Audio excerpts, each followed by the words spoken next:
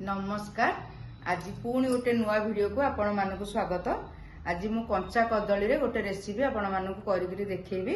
ए देखंतु कंचा कदली रे तो बहुत प्रकार रेसिपी हुए। एटा किंतु देखंतु केमति मु करूची। एटा कदलीटा को मु छोट छोट करी पूरा देखंतु केति साइज हेची। एटा मु छोट छोट करी काटी नेची। आ एटा होची टमाटो। टमाटो भी सेही साइज रो काटिबे छोट छोट करी। आ एटा होची सारू रो पत्र।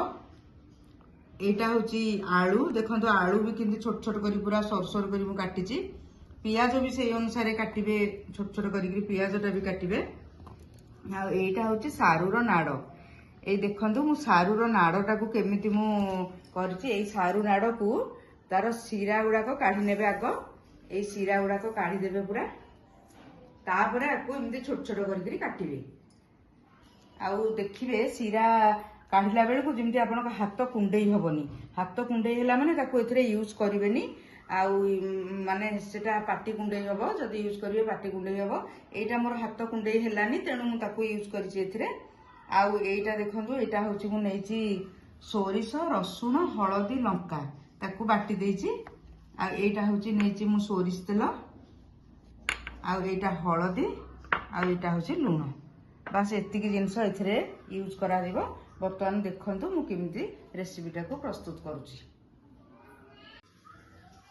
एबे मु सबु परिबा को ए करेई को दे दोची। सबु परिबा एथरे देखंतु मु केते गुडे कंचा लंका नेची। एथरे कंचा लंकाटा टिके अधिक करी पकेइले तरकारी टेस्टटा भलो आसे। तेनु कंचा लंकाटा टिके अधिक करी एथरे नेबे। एबे मु करेई रे सबु परिबा पकेइ दोची।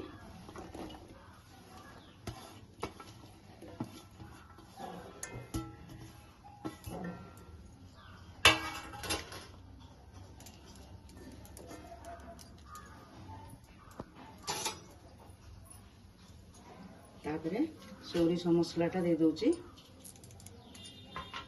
तापरे सोरिष मसला रे जेहेतु हलदी पड़ीची तेणु एथरे बेसी आ हलदी लागीबनी। अल्प हलदी पकेइबे। तापरे स्वाद अनुसार लुण नै जिवे। आपन को स्वाद जेतिकी लागिबो सेतिकी लुण नेबे। तापरे एथरे सोरिष तेल दे देबे। कंचा सोरिष तेल आपन दे देबे। सोरिष तेलटा कंचा रे देबे। तापरे टिके पानी दे देबे।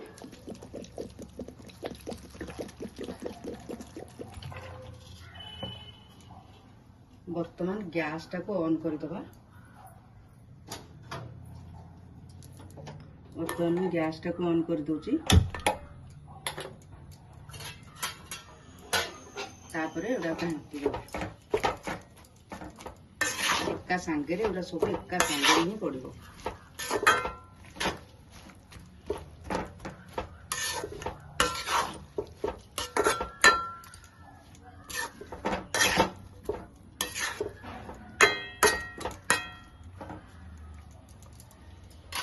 गोटे कभर करदबा। कभर कला परे 5 मिनिट 10 मिनिट 5 मिनिट रे थरे लेखा आसिकी टिके एपट सेपट करदबा। तापरे देखिबा कोन होबो। तरकारीटा तो एबे फुटी आसिलानी।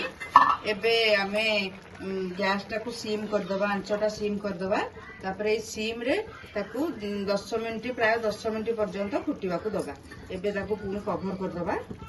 ताकू आ टिके घंटी देबा।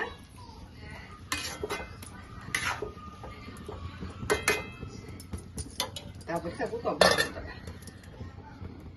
एथरे 10 एबे तो 10 मिनिट हे गलानी। तापर देखिबा तरकारीटा हेलान ना नाही।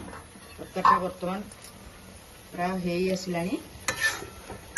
एई अवस्था रे ही रखिबे। ताकू टिके प्रेस कर देबे। मिसै देबे टिके तरकारी गुडा को।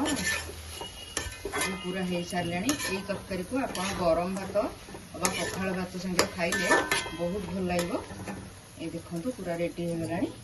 वर्तमान गैस बंद कर दबा। ताकू कवर कर दबा।